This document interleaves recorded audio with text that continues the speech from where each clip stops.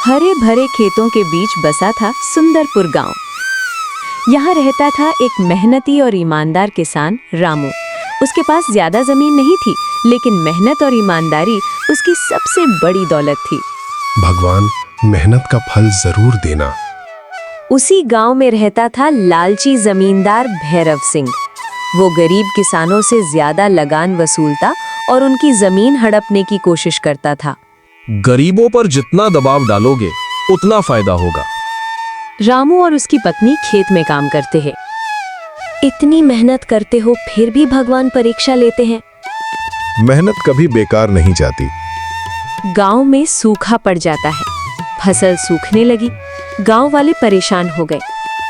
भैरव सिंह किसानों से कहता है, जिसके पास पैसे नहीं है वो अपनी जमीन मेरे नाम कर दे। मैं जमीन नहीं बेचूंगा, मेहनत करके कर्ज चुका दूंगा। कुछ लोग रामू को करते हैं।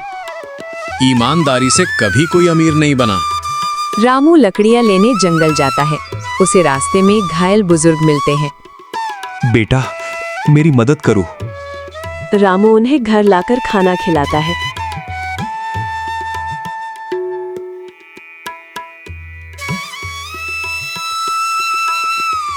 बुजुर्ग कहते हैं, तुम्हारी ईमानदारी की परीक्षा थी बेटा। बुजुर्ग उसे एक पुराना नक्शा देते हैं। रामू नक्शे के अनुसार खेत में खुदाई करता है।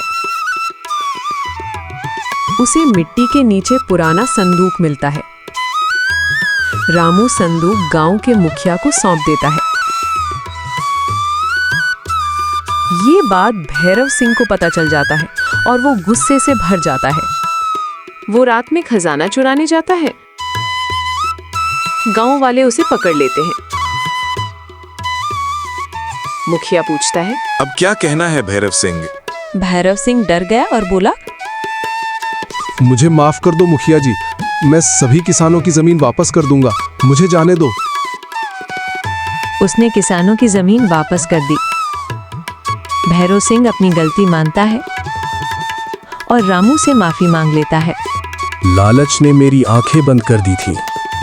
रामू उसे माफ कर देता है। गलती मान लेना ही सबसे बड़ी बहादुरी है।